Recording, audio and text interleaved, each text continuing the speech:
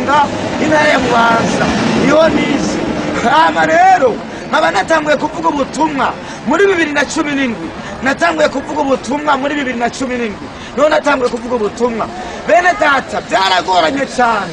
Iyo umuntu agomba shiga akomeye amanza gusugerezwa, amanza guca mu byago, amanza guca mu ngorane. Ndakunda amena, mvugira ngo amena.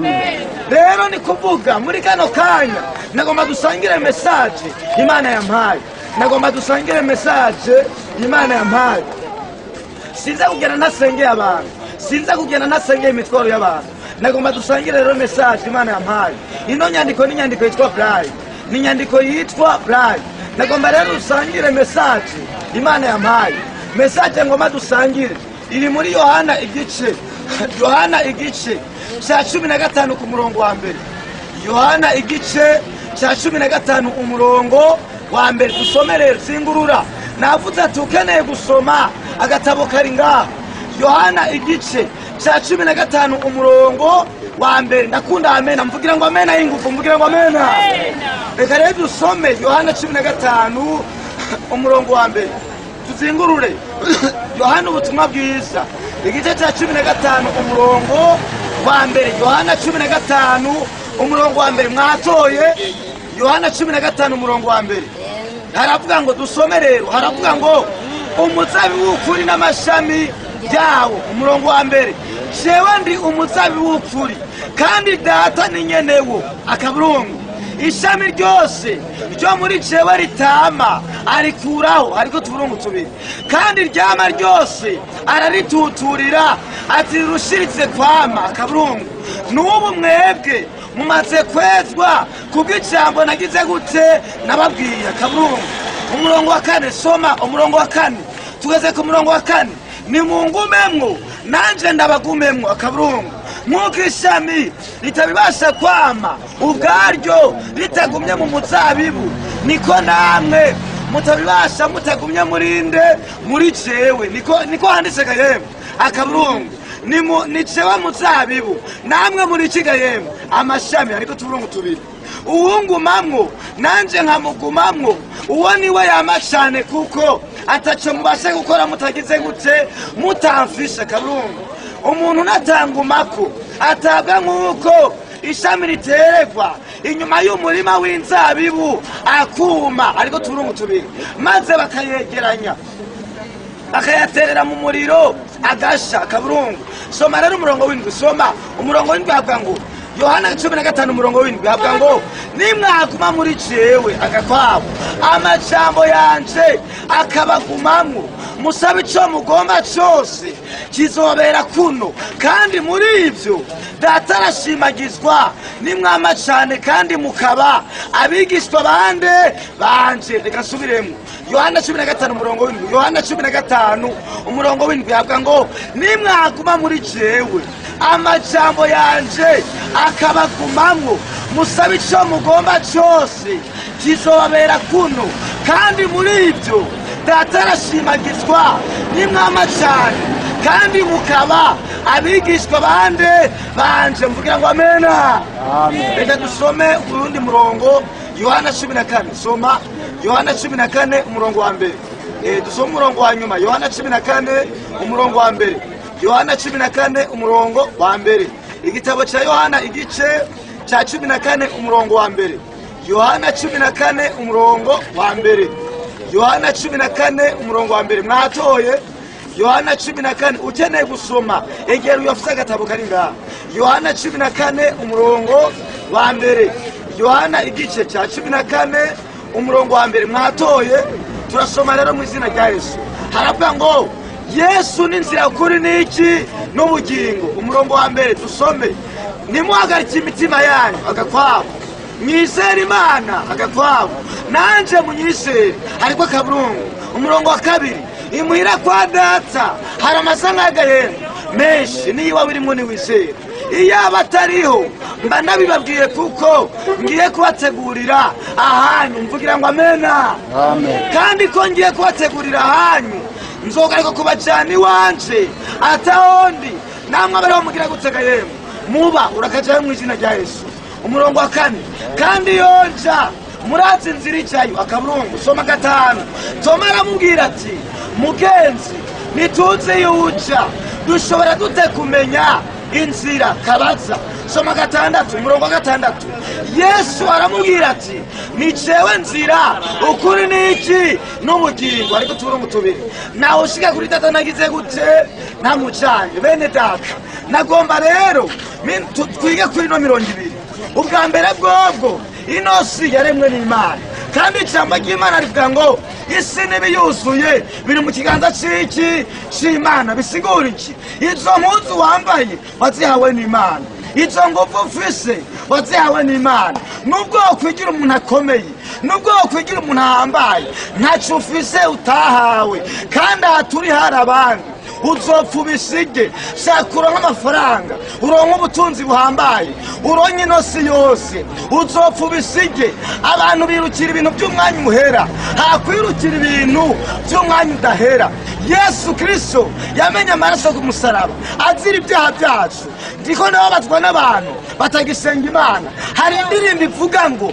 uwanya Imana ntayisenge azopfa bose ntibagire gute ntibibukwe bisigura iki wowe nimba uhari nimba Imana irungitse abatabona bakavuga ubutumwa iki ni ikimenyetso cerekana yuko Yesu ari hafi yo kuza kuko yaba Yesu atazoza abatabona nibo bavuza ubutumwa bene data nagomba ugabe umenye yuko ukuza kw'Imana kuri hafi nubwo ukora ibyaha ugasambana uko ugomba ukabesha uko ugomba ukagira ibinyoma uko ugomba imbere yacu hariho urubanza nasubiyemo kandi usambana uko ugomba uja muri hoteli uko ugomba ubesha uko ugomba imbere yacu hari urubanza amafaranga ufise uzoyasiga impuzu ufise uzozisiga ibyo byose wiratira uzobisiga Paulo yavuze ngo uwirata wese yirate ko yamenye Imana mvugira ngo amen ayingufu yirate ko yamenye Imana nshuti yanje uno munsi urakubutunza umuryango urashobora gutunga umuryango ugasanga nacukumariye urashobora gutunga umuryango utunze ugasanga ufise abiwanyu bari muri Amerika mugabo ugasanga ntaco bakumariye mbere ugasanga bari kubafasha abandi wowe ntibagufashe nagomba rero wewe wizingire ku Mana ntukizingire ku bantu izingire ku Mana Yesu Kristo arazi ubuzima bwawe arazi intango y'ubuzima bwawe kandi uko biri kose ingorane urimo ibibazo uri kuracamwo nta gifise intango kitagira iherezo umuririmbyi yavuze ngo niwabona uca mu bibazo kandi atajwi rikwagiriza ukabyambitsa imbere y'Imana igateba kuguha inyishu uramenya kuri mu ruganda Imana iri kiragucura kubw'amabanga akomeye ari imbere Imana igiye kuguseza semene amena ya nguvu amen Yesu Kristo yaraje amena amaraso ku musaraba nagomba nawe wizera Imana bene data izera Imana nshuti yanje izera Imana kuko Yesu niwe afise byose Yesu niwe mugabane wa byose Yesu niwe nzira ukuri n'ubugingo uko biri kose Imana yacu niyadushize ngaha ku isi kugira ngo dusambane dukora ibyaha bitandukanye Yesu Kristo yadushize ngaha ku isi kubw'umugambi wayo tugomba gusenga Imana rero ngoma senga Imana nimba ukeneye ijuru ndashaka umanike ibiganza dusenga Imana nimba ukeneye ijuru ndagomba umanike ibiganza dusenge Imana ukaba ukeneye ijuru wewe wumva ati jewe n'ukuri ndatsinzwe n'urubanza nagomba umanike ibiganza dusenge Imana kuby'ukuri bene data abantu barahemuka uno munsi umwana w'umuntu urashobora kumugurira inyama ukamugurira ifanta ukamugurira umukate ukamugurira umuceri ariko ejo niyatera imbere azokwihakana akubwire ko ataco wamufashije abantu barahemuka nshuti yanje abantu barahemuka Yesu wenyene niwe mugabo adahemuka uno na nyoko barashobora kuguta jewe ndatse abantu biyakanywe n'abavyeyi babo twiganye ku ishuri biyakanye n'ababyeyi babo, kandi ugasanga uyo mwana umubyeyi wiwe yamwiyakanye amuhora ikintu kimwe gusa. Nagomba rero nawe Yesu Kristo ntiyigeze kwiyakana. Kuba wabyutse abandi babyukiye mu bitaro, ubwo n'ubuntu wagiriwe. Kuba wabyutse abandi babyukiye kwa muganga, ubwo n'ubuntu wagiriwe. Wari upfe guhimbaza Imana ugashima Imana. Iryo tungo ufise Imana igomba yori kwaka ikariha abandi. Ntacyo ufise utahawe. Ca bugufi wizera Imana, usenga Imana, Imana iguseka umugambi. Gusenga Imana rero, manika ibiganza dusenga Imana. Nambuzi ko ijuru ribaho, ukabuzi ko n'umuriro uhari, manika amaboko dusenga Imana. Ndasubiyemo kandi, nambuzi ko ijuru ribaho, ukabuzi ko n'umuriro uhari, manika ibiganza dusenga Imana. Mugabo ukabuzi yuko amatungo yarondeye aza gusanga mu kaburi, manura ibiganza ndumva inosi nigwawe. Mugabo ukabuzi yuko ibyo ufise byose uzopfa ukabisiga, manika ibiganza dusenga Imana. Abamanitse ibiganza rero murasubira muti Mwami Yesu, subira muti Mwami Yesu, sinabumva Mwami Yesu, n'ingufu Mwami Yesu, n'ingufu Mwami Yesu, marira ibyaha byanje, ngirira imbabazi. Wera uno mwanya ndaciye bugufi, uko nyene ndaciye bugufi imbere y'amaso yawe. Ndakwinginze ungirire imbabazi. Ijambo ryawe riratsinze umutima wanje. Mana yanje mbabarira, singisubira kwitwa umupagani. Wera uno mwanya ibyo nakora ndabihebye Mana. Ndakwinginze umfuta mu gitabo cy'imanza, unyandike mu gitabo cy'ubugingo. Suramo n'ingufu Satani, imyaka twakoranye, igihe twamaranye kirarangiye. Si jewe nyiriho, ni Kristo ari muri jewe. Ibyambe ryungukera guhera ino saha bicitse ubuhombe. Mana yanje ngirira ikigongwe, ngirira imbabazi. Ndazi kutameze nk'abantu ngo ubike inzigo. Mana y'ubushobozi, ndakwinginze unkure mu mugabane w'abazoca mu muriro, unshire mu mugabane w'abazoca mu ijuru. Guhera ino saha ndiyakanye Satani n'ibikorwa byiwe mu izina rya Yesu. Mana nyene imbabazi, akira umutima wanje, akira umubiri wanje, akira amaraso yanje, akira ibyanje byose. Endicuza umwanya nataye nkurikira Satani. Ese yo menya nari kuramiriza, ariko n'ubu ndazi yuko haracyari ibyizigiro. Mana nyene imbabazi, akira ibyanje byose. Ndiyakanye ikuzimu, ndiyakanye Satani n'ibikorwa byiwe.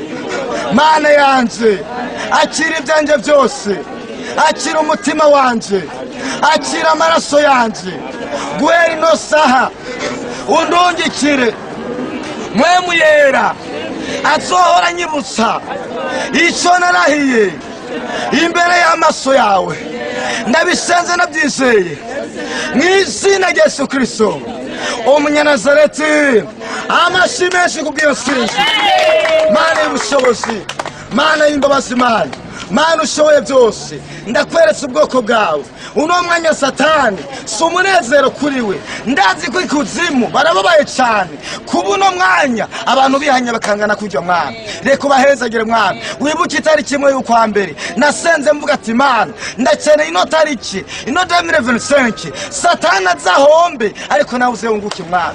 Ndagushima ko wabikoze Mwana, ndagushima ingero uri kurabikora, ndagushima kubw'abantu Mwana bariko barihana. Mana y'ubushobozi, Mana y'imbaraga. Ijambo ryawe rivuga ngo umuntu umwe yihanye mu ijuru haba impundu mwami. Reka utabare ubwoko bwawe, reka rero bahezagire mwami. Hari abari mu bukene mwami, hari abari mu nzara, hari abari mu byago mwami, hari abari mu maganya, hari n'abandi batagira ubuzima mwami. Reka ubahezagire mwami. Abakomeza bumva ubutumwa Mana bahezagire. Umuntu wese azumva buno butumwa uzumuhezagire mwami, buze mubere intsinzi mwami. Iri jambo ry'Imana aho rizoshika hose mwami, uzuhahezagire mwami. Uzobwumva wese uzumuhe kugira ihinduka, uzumuhe kubona intsinzi mwami, uzumuhe kuva mu byaha. Ubu butumwa bwiza buze buhore benshi mwami. Mana uzobukoze, Satani azahombe ariko nawe uzehunguke mwami. Ndakweretse abatagira akazi, abari mu marushwa mwami, abari mu bibazo, abari mu ngorane. Mana batabari, ubagire neza. Umuntu wese ariko aranyumva